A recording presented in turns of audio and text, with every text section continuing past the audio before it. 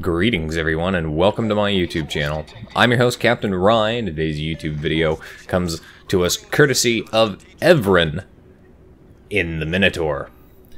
The battle is Warrior's Path, it's domination mode, and Evrien is heading over to the A cap point. His team is in the process of challenging the B cap point, though they are being contested.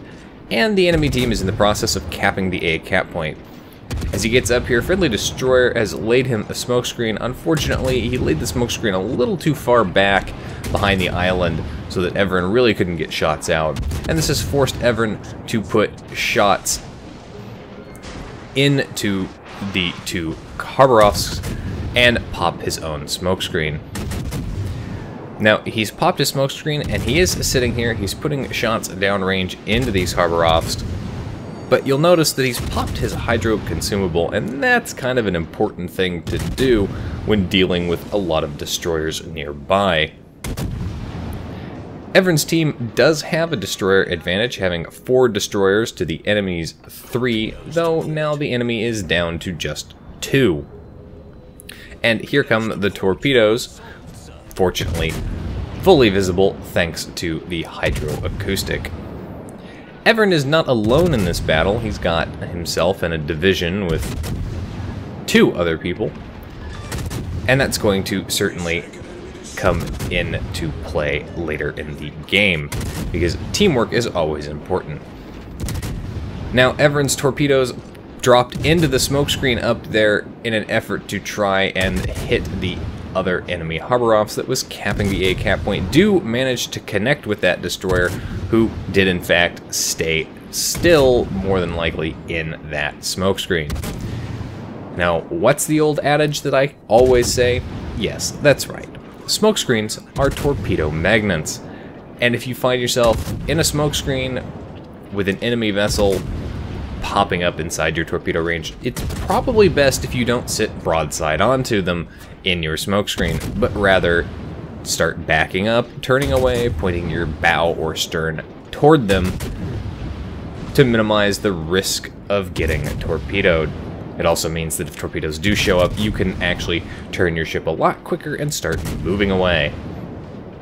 Evrien is continuing to fruitlessly put shot after shot into this Iowa, but you'll notice that the vast majority of his shots are either bouncing or shattering upon impact. He's really not getting all that much damage done.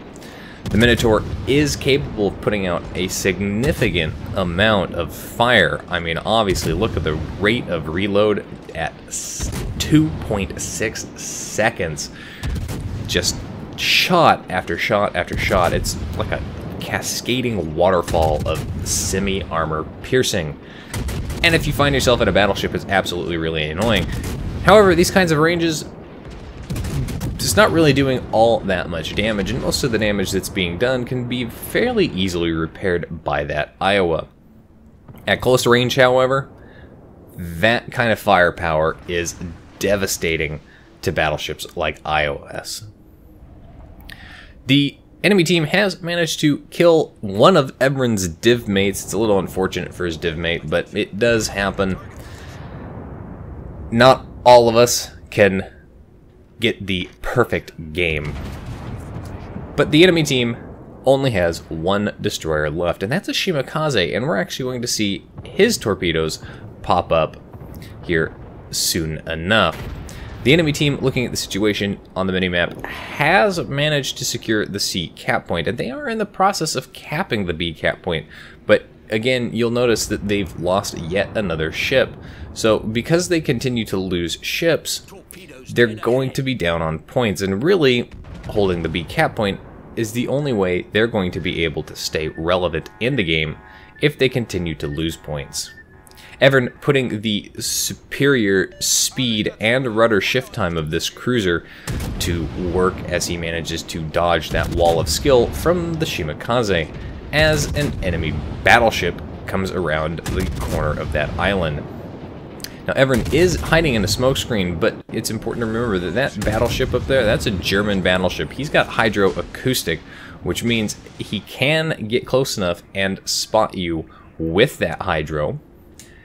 And he's also going to see torpedoes that come in. Evrien manages to barely avoid shots coming in from that battleship, and that battleship is looking like he's not having a good time. As you see, he's very low health, and it's not going to be long before he gets taken out of the game. Evrien again avoiding shots coming in there. Surprisingly enough, those shots sounded like they ricocheted off of the back of his hull. One of the most annoying things about dealing with cruisers in World of Warships is when they do angle their bow or stern, and your battleship guns, those 16 inchers, just harmlessly bounce off, glance away.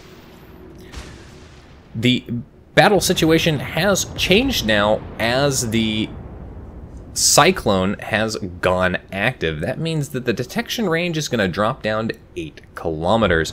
If you're in a battleship, this is a really bad thing for you, because it means that you're not really able to effectively utilize the maximum range of your ship, use that range to your advantage, and stay hidden.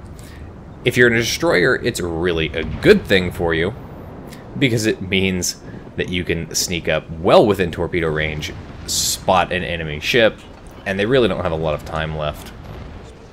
One thing to note here is there was a lot of friendly torpedo action going on there, and well, all those torpedoes did miss their unintended team targets. That was a little close for comfort, both the Shimakaze and Evrien firing off torpedoes there that nearly took out friendly ships. Enemy Iowa up there got a little too far forward again and met his sticky end as a result.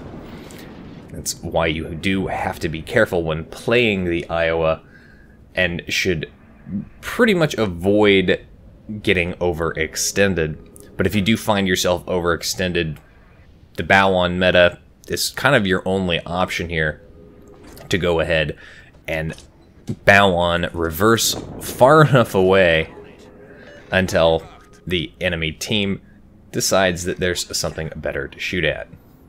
Evrien pops his Smokescreen, but it's a little bit of a wasted situation again as the Cyclone takes full effect here. The detection ranges are down to 8 kilometers, which means staying in that Smokescreen, Evrien's not going to be able to detect anything if he continues to stay there. He's not going to be able to see anything, even if it is detected by his friendly teammates. Equally important, that Smokescreen is out of position anyway, considering the remaining enemy players are mostly back behind islands. Now, the enemy did capture the B cap point, but there is somebody on Evrien's team who is challenging it, so the enemy team's not gaining any points while holding it, at least not right now. Evrien pushes up here. Friendly destroyer gets taken out of the game, but that's alright. Evrien's team still has the destroyer advantage, having 2 of their 4 left. And now he's pumping round after round into the Hindenburg. And that Hindenburg really did not have much of a chance as incoming torpedoes anyway, but Evrien secures himself a kill. Now, the incoming torpedoes there are not from the Hindenburg, those are, again, from the Shimakaze. And again, that Shimakaze continuing to put harassing fire this direction. But as Evrien exits the Smokescreen, he's got himself a major situation here as he comes out at point-blank range to a Montana. This Montana could put some serious hurt on this poor light cruiser, assuming he was actually aiming at him. Now, Evrien does connect with a couple of torpedoes there. It does cause some flooding, but his second set do miss. It's a little unfortunate. If he had held on to them a little bit longer, he wouldn't have had that be a situation, but that's alright. It's the Minotaur. It's got the ridiculous reload rate with its guns, fast traverse, fast firing, and at those kinds of ranges, it's going to cause some significant damage. Evrien dropping back behind the island as the enemy Yamato is up there as well, and again, big battleship guns could cause some serious hurt to a cruiser. The Yamato manages to take out the friendly ship that was back over there spotting him, but Evrien is in a position with most of his health, surprisingly enough, to put fire down range. Equally important in this situation, Evren's Smokescreen is back up and available, so if he does feel like he's starting to take unwanted attention from that Yamato, he can go ahead and cause some serious problems. Yamato, however, instead opts to continue shooting at the friendly battleship that's up there, and opts to turn broadside onto a Minotaur. Now, at this kind of range, you can see the number of shots that are bouncing, but you can also see the number of shots that are not bouncing. So this is just kind of a death by 1,000 cuts situation, and that Yamato is not going to have a good time if he continues to broadside. Again, equally important, the Yamato is also dealing with a friendly battleship up there who is closing in to point-blank range. And they rammed each other. Not entirely sure what the decision-making behind that was, but it is what it is. Friendly battleship takes out the Yamato, and that just leaves one ship left, and that's the Shimakaze. Finding a Shimakaze and a Cyclone is not going to be an easy task, especially considering that there are only 4 ships left on Evren's team. Evren's team only has 1 destroyer, but they do have a Minotaur. And if they can coordinate their search patterns, they might be able to find him. Now, his team has managed to secure the B cap point, and it looks like somebody might be headed towards the C cap point. At this particular time, while it's not impossible for the Shimakaze to come back and win, he could certainly drop torpedoes and get a few more kills that would help him immensely. It's unlikely, considering it is the Shimakaze, and considering what he's going to deal with, the only way he's going to secure the kills is to use his torpedoes and get surprise or blind torpedo hits in the Cyclone. So, with no way of knowing where that Shimakaze is, and you'll notice though that Shimakaze has RDF on him because Evrien is located. What the hell? Why would you take that on a Shimakaze? But the Shimakaze pops up, he's very low health here. This is going to be bad news for him as Evrien gets his shots out and finishes him off, securing 4 kills in the battle and 201,000 damage done. His only accolade, however, is Confederate. Still though, Confederate is a reasonable medal. No high caliber, disappointed by that. But again, overall, a fantastic game. 4 kills, some torpedo hits, but just look at the sheer number of shots that he managed to land. It's kind of ridiculous. And of course, with a result like that, top of the team for XP earned at well over 2,000 base XP. A wonderful battle replay by Evrien in the Minotaur. A job well done. Anyway, that's it for today's video, folks. If you liked the video, hit that like button, hit the subscribe button, and leave a comment down below. If you'd like to get semi-regular channel news and updates, as well as my live streaming schedule for the week, you can do so by liking and following me on Facebook. If you'd like to help support me in the channel, you can become my supporter on Patreon and gain early access to some of my World of Warships replays. If you've got a World of Warships replay like this one that you'd like to see featured on my channel, you can send it to my email.